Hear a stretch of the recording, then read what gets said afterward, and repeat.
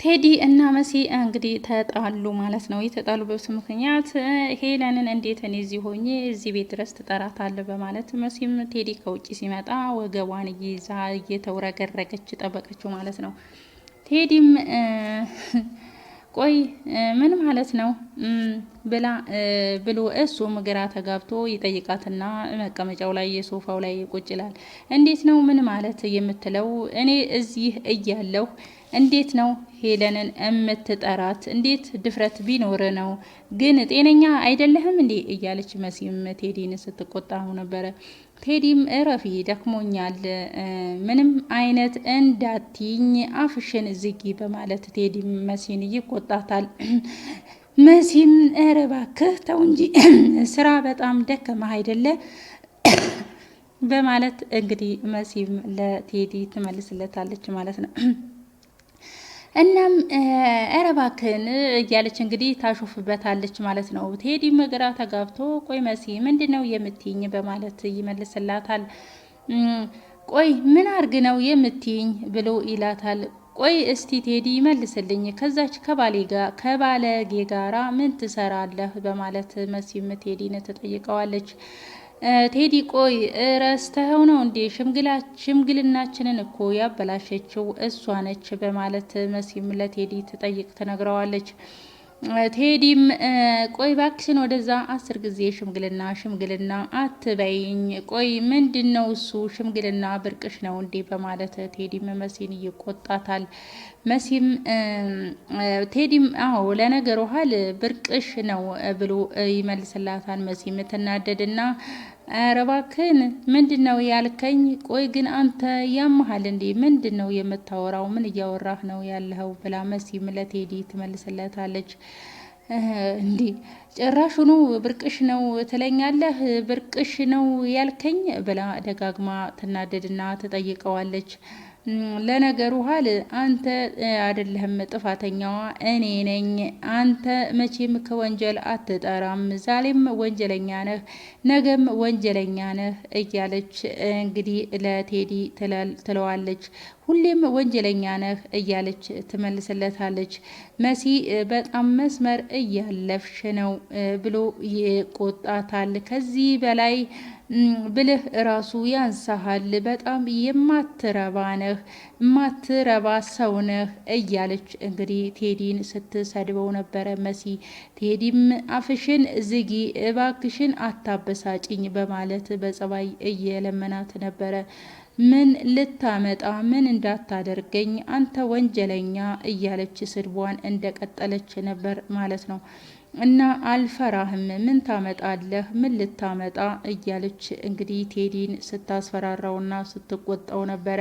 ቴዲም ትግስቱ አለቀና ከመቀመጫው ብድግ ብሎ አፍሽን ዝጊ ብዬሻለው መሲ፣ አፍሽን ዝጊ እየሰማሽኝ አይደለም እንዴ ብሎ ተቀምጦ ከነበረበት ብድጊልና እሷን ሶፋ ላይ አንገቷን ይዞ አፍሽን ዝጊ ብዬሻለው፣ መስመር አትለፊ፣ ማንኛውም ሰው እንዲናገረኝ አልፈቅድለትም፣ እየሰማሽ ነው አይደል በማለት ቴዲም መሲን አንገቷን ይዞ አንቆ ሲያስፈራራትና ሲቆጣት ነበረ።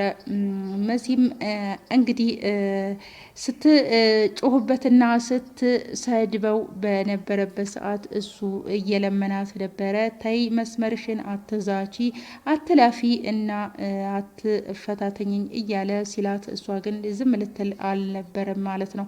ከዛም እንግዲህ ተነስቶ ከመቀመጫው ተነስቶ ሶፋ ላይ ገፍትሮ ጥሏት ሲጮህባት ነበረ። እናም መሲም ያን ጊዜ ምን መለሰች?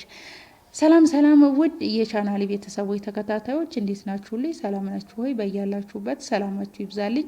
እኔ ሰላም ነኝ እግዚአብሔር ይመስገን። ለዚህ ቻናል አዲስ የሆናችሁ ላይክ፣ ሰብስክራይብ በማድረግ ቤተሰብ የሆኑ ነባሮች ደግሞ ላይክ፣ ሼር፣ ኮሜንት አስተያየታችሁ እንደተለመደው እንዳይረሳ ማለት ነው። ዛሬ ደግሞ እንግዳ ድራማ በሚለው ክፍል 92 መጥቻለሁ። ይህን ቪዲዮ እስከ መጨረሻው ድረስ በማየት ከጎን የሆናችሁ እንድታበረታቱኝ በትህትና እጠይቃለሁ።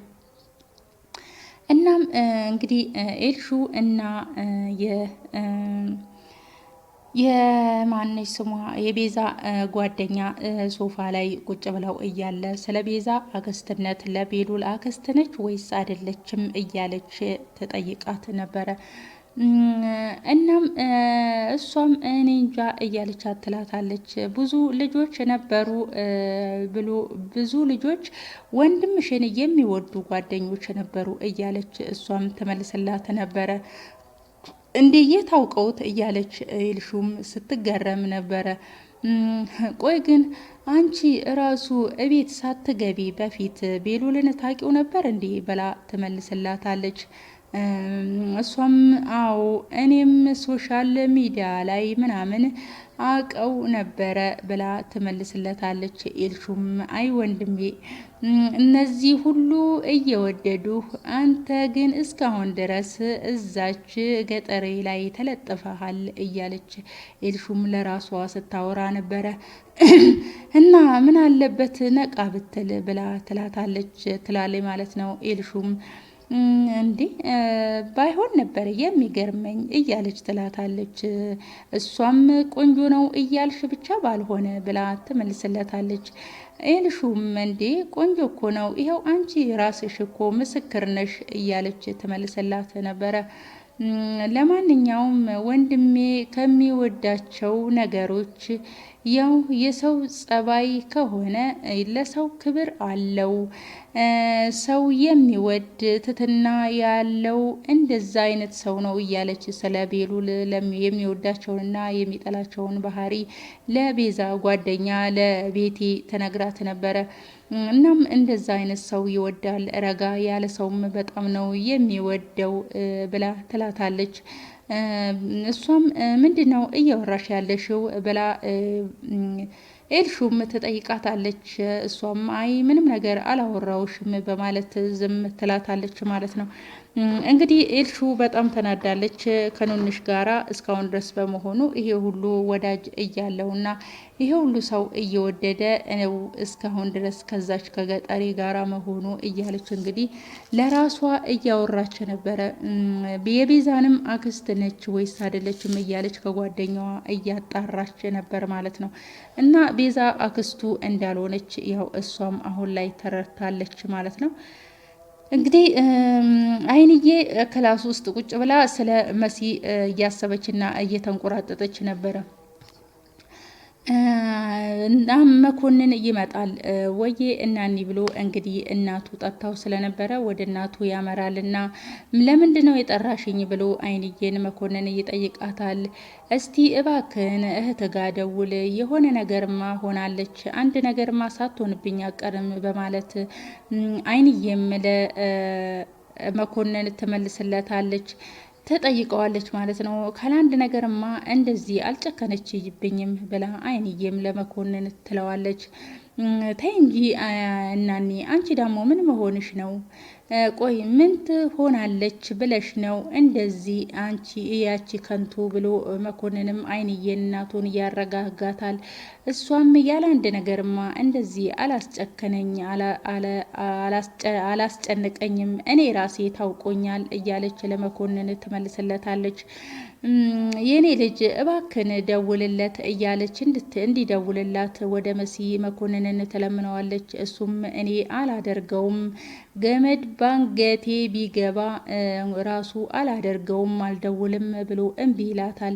እንኳንስ እኔ ልደውልላት ቀርቶና እናንተ ራሱ ብትደውሉለት ተናገር ያለው ጸቡ ከኔ ጋራ ነው የሚሆነው እያለ መኮንንም ይመልስላታል። እና ነግሬሻለሁ ዋብያለሁ እንግዲህ እያለ እንግዲህ ለአይንዬ እንደማይደውልላትና ማንም ሰው ወደ እሷ ሰው እንዳይደውል አስጠንቅቆ ይነግራታል። አይንዬም እረ ተው ልጄ እባክህን ዘመድ ወገን የላትም ጠያቂ የላትም ብሎ አንድ ነገር ቢያደርጋትስ ብላ አይንዬም ለመኮንን ትነግረዋለች። እንደው አይቆጭህም የሆነ አንድ ነገር ብትሆን ብላ ትለዋለች። ከፈለገም ይግደላት እናኔ እኛን ጥላ እግሯን አንስታ እሱ ጋር ሄዳለች። ስለዚህ በቃ አለቀ ነገሩ አክትሟል ብሎ መኮንንም ለእናቱ ይመልስላታል። እረ እባክህን ተው ልጄ፣ እባክህን ልጄ በጭንቀት መሞቴ ነው ብላ አይንዬ መኮንን ትለምነዋለች። በቃ ሰው ያጠፋል፣ ይሳሳታል። ደግሞ እሷ ልጅ ነች እንግዲህ ምን ይደረጋል፣ ተሳስታለች። በቃ አንድ ጊዜ ብላ መኮንንን ትለምነዋለች። መኮንንም ምንም ነገር እሺ ሊላት አልቻለም። አይኗ ይጥፋና እባክሽን ተይኝ፣ አንቺ ደግሞ አታናጅኝ፣ ምን አርግ ነው የምትይኝ? በማለት መኮንንም እናቱን ይቆጣታል። በቃ አትፈልገንም፣ እሱን አምነሽ መቀበል አለብሽ ብሎ መኮንንም እናቱን ይመልስላታል። እናም ይሄንን ብሏት ካጠገቡ ከእናቱ አጠገብ ጥሏት ይሄዳል ማለት ነው። እናም ለመሲ ደውልላት አትደውልላት በማለት እናት በመጨነቋ ልጇን ጠርታ በምትለምነው ሰዓት እሱ እኔ አልደውልም፣ ማንም ሰው እንዲደውልም ፈቃደኛ አይደለሁም። ከእንግዲህ በኋላ ወደ እሷ ጋር አንድ ሰው ይደወል ካንቺ ሳይሆን ወይም ከእሷ ጠቡ ከእናንተ ጋር ነው እያለ እንግዲህ መኮንንም ለእናቱ ይህን ብሏት ካጠገቧ ሄዷል ማለት ነው። እንግዲህ መሲ ወንድሟ በጣም ነው የተናደደባት። እንዴት እኛን ጥላት ትሄዳለች? እሱን አስበልጣ እግሯን አንስታ ጠቅላ ገብታለች ብሎ እዛው ይመቻት በቃ በማለት እንግዲህ መኮንን ከመሲ ጋራ ተጣልቷል ማለት ነው። እናት ነችና እናት ግን አላስችልም ብሏት ሲመሽም ሲነጋም በጣም እየተጨነቀች ነበረ። እናም እንግዲህ ኑንሽ ግድግዳ ስር ተለጥፋ ቤሉል እና ቤዛ በሚያወሩ ሰዓት እነሱን እያዳመጣቻቸው ነበረ። በምታዳምጣቸው ሰዓት ቆማ መኮንን ይመጣል። መኮንን ሲመጣ ኑንሽም ትደነግጥና ቆይ እዚህ ተደብቀሽ ምን እየሰራሽ ነው ብሎ ኑንሽን መኮንን ይጠይቃታል። ኑንሽም የምትመልሰው ግራ ይጋባትና መልሽልኝ እንጂ ምንድን ነው የምታፈጭው ብሎ መኮንንም ኑንሽን ይጠይቃታል። እናም ቤዛ መጣትልና ስትመጣ ኑንሽን ታያታለች ግድግዳ ስር ተለጥፋ። ከዛም ቤዛ ቤሉልን ቀና ብላ ታየዋለች። ኑንሽም የምትመልሰው ግራ ተጋብታ አንገቷን አቀርቅራ ቀርታ ነበረ። እንዴ ኑንሽ እዚህ ጋር ተደብቀሽ የምናወራውን ነገር እየሰማሽ ነበር እንዴ? በማለት ኑንሽም ቤዛም ኑንሽን ትጠይቃታለች። ይሄ እኮ በጣም ብልግና ነው፣ እንዴት እንደዚህ ታደርጊያለሽ? ብላ ትላታለች። ኑንሽም አረ አልነበረም ብላ ቀና ብላ ትመልስላታለች። ቤሉልም ታይ እሷ እንደዚህ አታደርግም በማለት ለኑንሽ ይደግፍና ይመልስላት ለቤዛ ነበረ።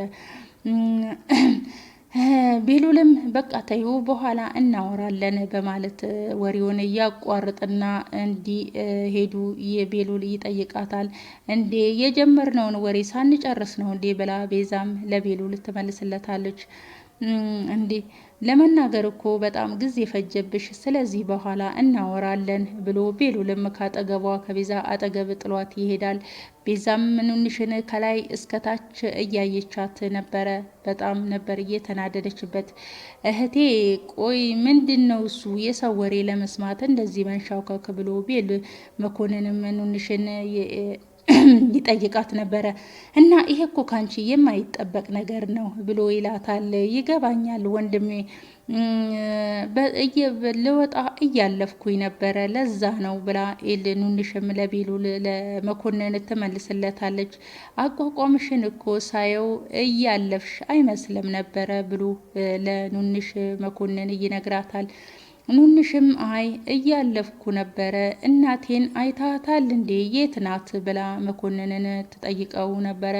መኮንንም ውስጥ ላይ አለችልሽ በማለት ይመልስላታል። ኑንሽም እሺ በቃ ብላ ትመልስለታለች። ቆይ ስሚ እህቴ እናናዬ መሰረትን ደውይላት ወይም ደግሞ አገናኘኝ ብላ ብትልሽ ነግሬሻለሁ እንዳታረጊው በጭራሽ ብሎ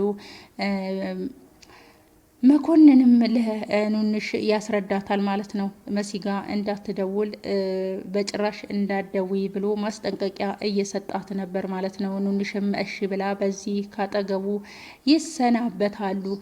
እንግዲህ ቴዲ መሲን እየአሰቃያት ነበረ እና አፍሽን ዝጊ ከእንግዲህ በኋላ አንድ ነገር እንዳላይብሽ እያለ እንግዲህ ሶፋ ላይ አንገቷን ይዞ እያነቃት እያስፈራራት ነበር። አይንዬም ፈርታለች እና የፈራቸው አልቀረም። መሲ እየተሰቃየች ነው፣ ቴዲ እያሰቃያት ነው። እሷ መናገሯን አልተወችም፣ እሱም ማስፈራራቱን አልተውም ማለት ነው። የዛሬ ቪዲዮ ይህን ይመስላል። ቀጣይ ቪዲዮ እስከምንገናኝ ሰር ሰንብቱልኝ። ባይ ባይ።